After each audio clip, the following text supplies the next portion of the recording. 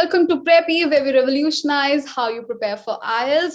Welcome to the Success Story series. Over to you, Tarannum. Please introduce yourself. Hey, hi Sanchita. My name is Tarannum. I'm from Hyderabad in south of India. So I work as a IT professional in a multinational company. All So right, this was please go on. this was my first attempt that I have given for IELTS exam, and I'm good that with the help. I'm happy that with the help of Pradeep, I could get some desired band score. Perfect. So, what were the scores? So I got 8.5 in listening, 7.5 in reading, 7.5 in speaking, and 7 in writing. And that becomes an overall of 7.5. So, Yes. congratulations on your scores. How did you prepare? So I just prepared for around 25 days. I started with like module what was taught in the class, because in the class we were familiarized with like what are the type of questions that will come in each module and what is the scoring pattern. I remember that every class started with what are the band descriptors and how will be judged, because at the end of the day I think IELTS is not testing your intelligence or how well your English is. It's like a English exam. They have a fixed pattern, and if you are able to score well in the criteria which they have for marking, then it is enough. Like, you don't need to be very intelligent to get good score, and I think that is how I started with at the beginning. Yes, so absolutely correct. It's not a test of your IQ or intelligence, it's a test of your English skills, and that's about it. You have to follow the strategies and also follow the band descriptors or the parameters on which you'll be evaluated. So, can you give us the strategies for each and every module? How much time did you spend, and how many hours a day? I mean, what was the exact criteria like? Okay, I will start with listening first. So in the listening, like I used to do some mock tests, like one mock test a day for listening in the initial preparation days, because I thought that is the easiest module to start with. Like, you just have to listen and just write down the answers. For that, the strategy that I followed is I was trying to analyze what kind of questions are coming, and in these sections, like I was scoring less marks. For example, it so happened that I am able to recognize a pattern. I have been consistently like scoring less marks, like missing 2 or 3 questions in math questions, and some questions where the students interact with each other and then they ask inputs from the professor. So those were the questions I thought I have a problem with. And then in the class, I used to ask question to Yogita ma'am, who was actually very helpful. And even after class, like if I message her and tell I need some help in that, she used to answer. So my strategy was only one thing, that I wanted to analyze where I was not doing well and then get some specialized strategy in those areas so that I can improve my overall score. Perfect. So you identified your weak areas and then you worked on them instead of wasting a Yeah. lot of time on repeatedly solving the questions that you already are confident in. So that's a really good approach. What about reading? So reading, actually, I waited till all the classes are done. So in the classes, like ma'am gave some strategies for each type of question. There are so many type of questions, and sometimes I was not able to get the true or false correct, and I was having difficulty in identifying what is false and what is not given. So I waited till the class is completed, and then I started doing the mock test. Mhm. So the problem also I had was I was unable to complete the entire reading in 60 minutes, because I thought that is really less. So it was happening that if I'm taking more time, then I'm able to answer, like score well. And if I'm taking less time, then because of the hurry, I was able to like not score well and lose some marks. Some techniques like this elimination kind of technique, and first we, instead of reading entire passage first, we have to read the question first and then identify the keywords, because this is especially helpful in filling the blank kind of question. So I think these strategies were very helpful, and ultimately I reached up to 7.5. I was not really getting that score when I was doing the mock test, but after following the strategies, eventually I was able to improve and kind of get between 7 and 8 in my mock test. All right. So any specific strategy for time management?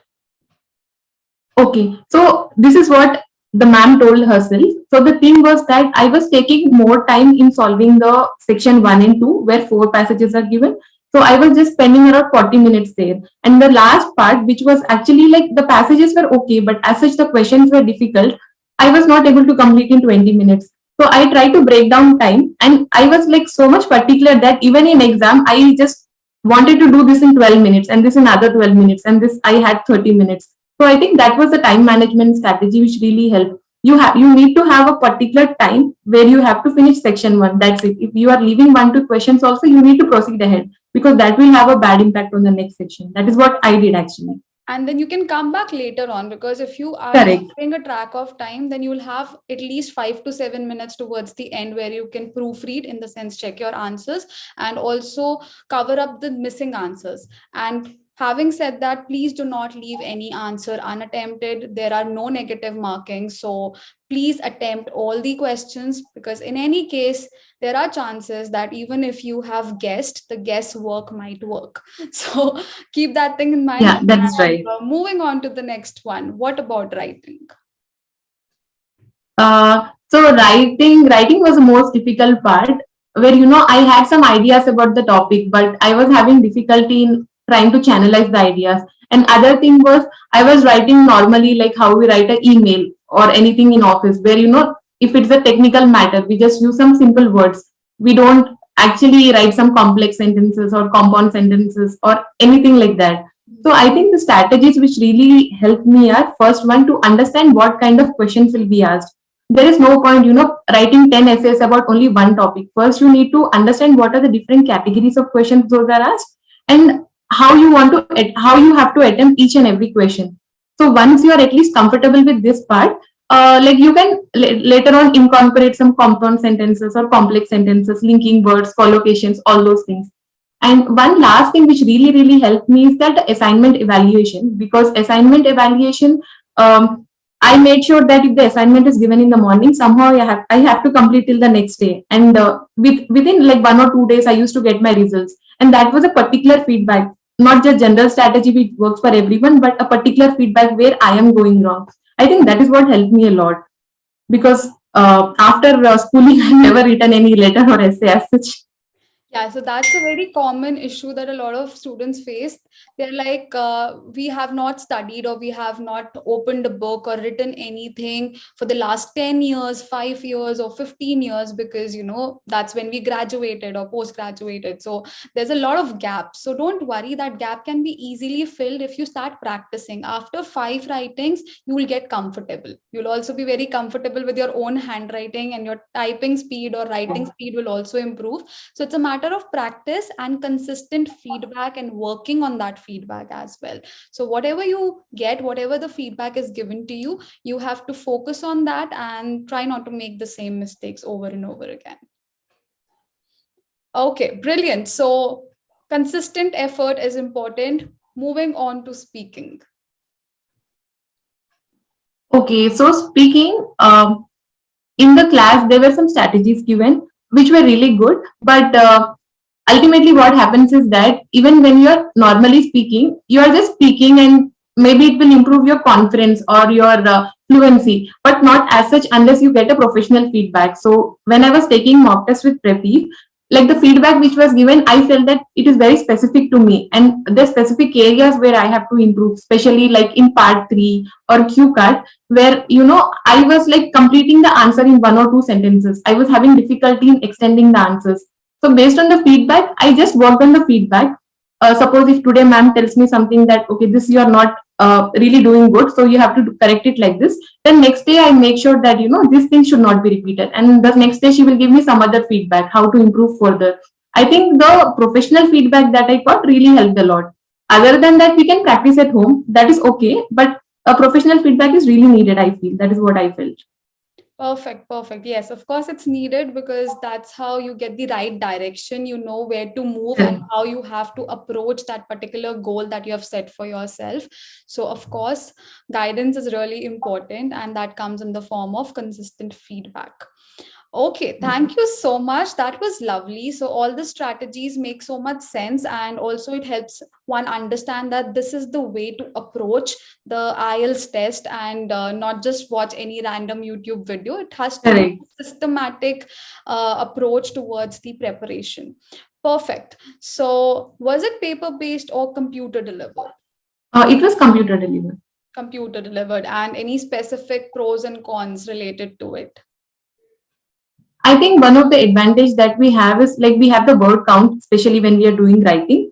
Hmm. And other than that, for people who are actually using computers in a daily life or once in a while, it is better to go for computer based. You don't have to turn papers to look at the question here to solve the answers here. Everything is like next to each other on the same page, easy to scroll. So that is what is the best thing. And if your writing is not legible and readable, better to go for computer based because then you will lose marks if the examiner can't actually read what you have written.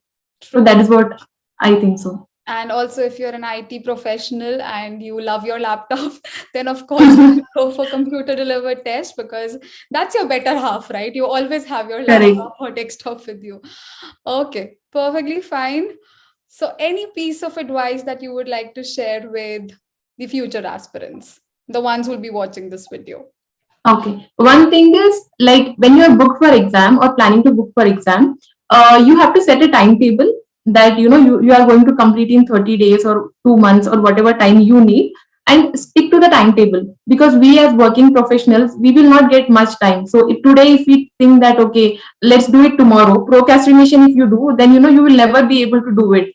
So stick to a timetable and also follow the strategies. So I personally believe that if a professional is giving you an advice, better stick to it. If you go to four different places, you will just get confused.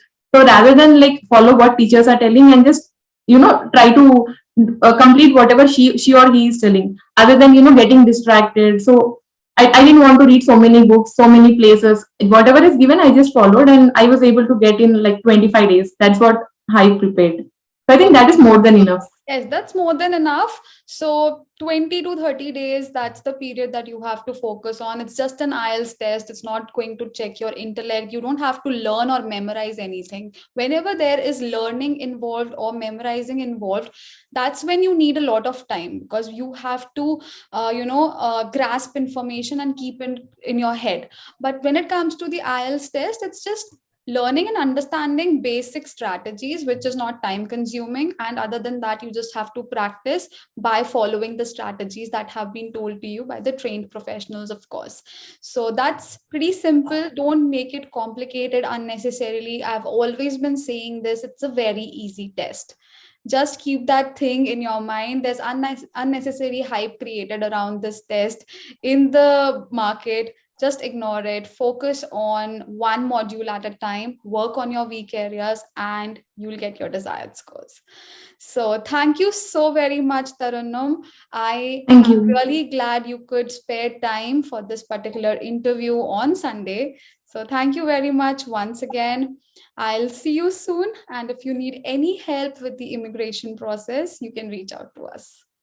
Yeah, sure. Thank you. Thank you so much.